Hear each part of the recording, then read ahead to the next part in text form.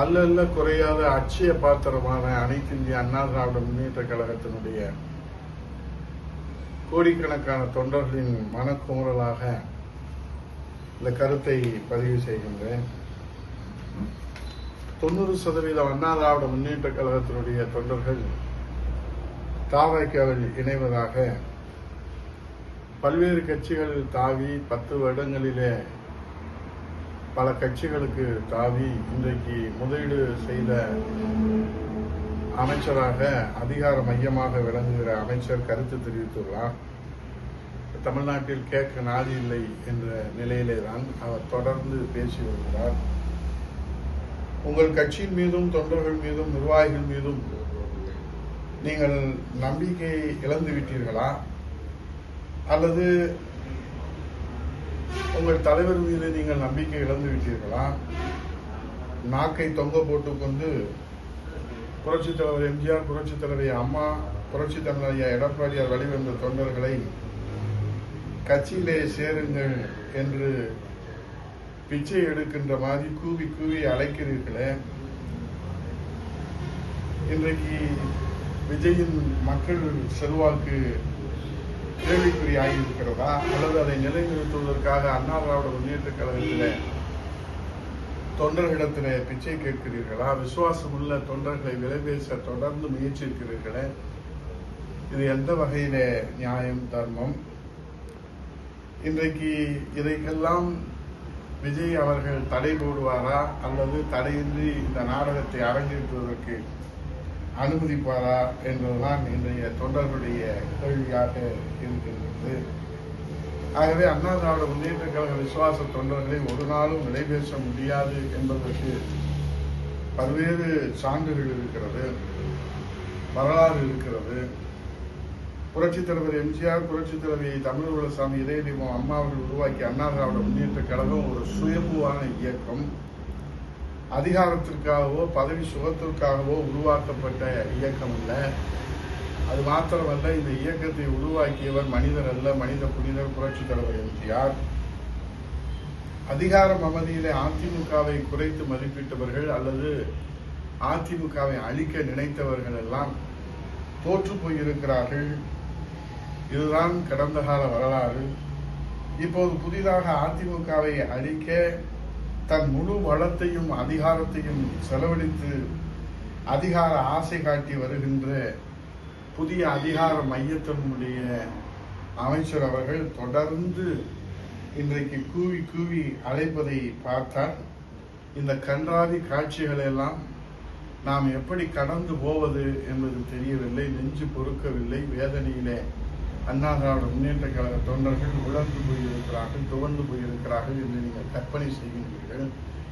நெஞ்சுரத்தோடு எதையும் தாங்கும் இதயம் வேண்டும் என்று பேரறிஞர் பெருந்தகை அண்ணாவுடைய வழியிலே இன்றைக்கு மீண்டும் புரட்சித் தலைவி அம்மாவுடைய ஆட்சியை புரட்சித் தலைவர் எடப்பாடியுடைய தலைமையிலே கட்சி தான் எங்கள் உயிர், கழகம்தான் எங்கள் உயிர் மூச்சு, கழகமே கோயில், அம்மாவே தெய்வம் என்று வாழ்ந்த தொண்டர்கள் இன்றைக்கு அம்மாவின் புரட்சித் தலைவருடைய வழித்தோன்றலாக புரட்சித் தலைவர் எடப்பாடியுடைய தலைமையிலே கழகம் பணி ஆற்றிக் கொண்டிருக்கின்றோம். இன்றைக்கு 2026 சட்டமன்ற தேர்தலில் வாக்களித்தவர்களுடைய புள்ளி விவரத்தை நாம் ஒப்பிட்டு பார்க்க வேண்டும். தாவேகாவுக்கு 1,72,00,000 பேர்கள் வாக்களித்திருக்கிறார்கள். ஆளுங்கட்சியான திமுக அதிகார பலம், பணபலம், படைபலம் அத்தனையும் பயன்படுத்தி 1,19,00,000 பேர்கள் வாக்களித்திருக்கிறார்கள்.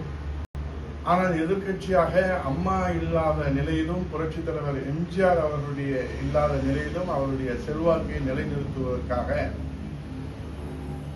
இன்றைக்கு முள் பாதையிலே நடந்து அதிலே வெற்றி வாகை சூடுவதற்காக தன்னை அர்ப்பணித்து புரட்சித் தலைவர் எடப்பாடியார் தலைமையிலே அனைத்து இந்திய அண்ணா திராவிட முன்னேற்ற கழகம் 1,4,99,000 வாக்குகளை பெற்றிருக்கிறது.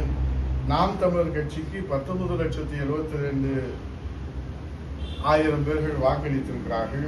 இதர கட்சிகளுக்கு 9,66,000 பேர்கள் வாக்களித்திருக்கிறார்கள். நோட்டோவுக்கு 1,09,000 பேர்கள் வாக்களித்திருக்கிறார்கள். ஆக திராவிட முன்னேற்ற கழகத்திற்கு எதிர்ப்பாக 68.5% பேர்கள் வாக்களித்திருக்காங்க. ஆனால் அதை தாவேக 34.5% தான் பெற்றிருக்கிறது. புரட்சி தமிழர் ஐயா எடப்பாடியார் அவர்களுடைய தலைமையில் அண்ணா திராவிட முன்னேற்ற கழகம் இன்றைக்கு நாம் நம்பிக்கை இழந்ததாக ஒரு மாய தோற்றத்தை உருவாக்குவதற்கு தாவேக தொடர்ந்து அவர்களுக்கு பதவி ஆசை காட்டி விசுவாச தொண்டர்களை எல்லாம், அப்பாவி தொண்டர்களை எல்லாம் விலைபேச முயற்சிக்கின்றார்கள். ஆகவே இன்றைக்கு 35, 33 என்ற நிலையிலே புரிந்திருக்கிற இந்த கணக்கை நாம் பார்க்கிற போது முழுமையாக ஆட்சி அதிகாரத்திற்கு வருவதற்கான மக்களின் நம்பிக்கை பெறாத கட்சி இன்றைக்கு தொண்டர்களை விலைபேசி அண்ணா திராவிட முன்னேற்ற கழகத்தை இன்றைக்கு பலவீனப்படுத்த யார் முயற்சி செய்தாலும் கோடிக்கணக்கான புரட்சித் தலைவர் எம்ஜிஆரின் தொண்டர்கள், புரட்சித் தலைவி அம்மாவின் தொண்டர்கள் உயிரோடு இருக்கின்றவரை இந்த இயக்கம் உயிரோட்டமாக புரட்சி தமிழர் எடப்பாடி அவருடைய தலைமையிலே மக்கள் பணி ஆற்றும். ஆகவே இன்றைக்கு விசுவாச தொண்டர்களை விலைபேச முயற்சிக்கின்ற சனிக்கிழமைகளை, ஞாயிற்றுக்கிழமைகளிலே, விடுமுறை நாட்களிலே கட்சியின் இணைப்பு விழா தொடரும் என்று சொல்லியிருக்கிற அதிகார மையத்தின் முதலீடு போன்ற அமைச்சர் அவர்களே, உங்களுடைய அரசியல் பின்புலம் என்ன? நீங்கள் எத்தனை கட்சிகள் இந்த 5 ஆண்டுகளிலே மாறி வந்திருக்கிறீர்கள்? முதலிலே திராவிட முன்னேற்ற கழகம், அதற்கு பிறகு விடுதலை சிறுத்தைகள் கட்சி, அதற்கு பிறகு தாவேக, அண்ணா திராவிட முன்னேற்ற கழகத்திலே சேர முயற்சி, இன்னும் எத்தனை கட்சிகள் எல்லாம் இருக்கிறதோ அத்தனையிலும் முயற்சி செய்துவிட்டு கடைசி புகலிடமாக இன்றைக்கு விஜயிலே அடைக்கலம் ஆகியிருக்கிற நீங்கள் இன்றைக்கு அண்ணா திராவிட முன்னேற்ற கழகத்திற்கு அடைக்கலம் பெறுவதாக அண்ணா திராவிட முன்னேற்ற கழகத்தின் அடையாளத்தை அளிக்க முயற்சிக்கிற அந்த சித்தாந்தம் என்பது உங்களை நீங்களே யானை தன் தலையிலே மண்ணை வாரி பூச்சிக் கொள்வதைப் போல உங்களை நீங்களே அழித்துக் கொள்கிற செயல். ஆகவே இறுதி எச்சரிக்கையாக சொல்லுகிறோம், அண்ணா திராவிட முன்னேற்ற கழகம் 2 கோடி தொண்டர்களிலே சாமானிய தொண்டராக இறுதி எச்சரிக்கையாக இந்த ஆள் பிடிக்கிற வேலையும் அதிகாரம் வழங்குகிறோம் என்கிற நாடகத்தையும் இனியும் நீங்கள் தொடர்வீர்களானால் நீங்கள் கடும் பின்விளைகளை அரசியல் பயணத்திலே நீங்கள் சந்திக்க வேண்டும், சந்திக்க நேரிடும். புரட்சித் தலைவர் எம்ஜிஆர், புரட்சித் தலைவர் அம்மா, புரட்சித் தலைவர் எடப்பாடியார் தலைமையிலே வலிமையோடு அண்ணா திராவிட முன்னேற்ற கழகம் மக்கள் பணி ஆற்றும். வெற்றி தோல்விகள் அண்ணா திராவிட முன்னேற்ற கழகத்தை ஒரு நாளும் பின்னடைவு ஏற்படுத்தியதில்லை. வெற்றிகள் வரலாம், தோல்விகள் வரலாம், ஆனால் மக்கள் பணிக்கு அது தடையில்லை என்பதுதான் அண்ணா திராவிட முன்னேற்ற கழக விசுவாச தொண்டர்களுடைய அந்த கொள்கை, கோட்பாடு, லட்சியம், இலக்கணம், எண்ணம், சிந்தனை, செயல்பாடு என்பதை அதிகார மையமாக இருக்கிற ஆதவ அர்ஜுனா அவர்களுக்கு தெரிய வாய்ப்பில்லை. ஏனால் அவர் சமீபத்திய வரவாக அரசியலிலே, பொது வாழ்க்கையிலே இருப்பதனாலே அவருடைய அரசியல் பின்புலம் என்ன என்பது இந்த தமிழ்நாட்டு மக்களுக்கு இன்னும் தெளிவு கிடைக்கவில்லை. தெளிவு பிறந்துவிட்டால் மக்கள் தெளிந்த நீரோடையாக புரிய நேரம், காலம் வந்து கொண்டிருக்கிறது. ஆகவே ஆள் பிடிக்கிற வேலையை அண்ணா திராவிட முன்னேற்ற கழகத்திலே நீங்கள் தொடர்வீர்களானால் கடும் விளைவுகளை நீங்கள் பின்தொடர வேண்டும், எதிர்கொள்ள வேண்டும் என்பதை கோடிக்கணக்கான விசுவாச தொண்டர்களின் மனக்குமுறலாக பதிவு செய்கிறேன். நன்றி, வணக்கம்.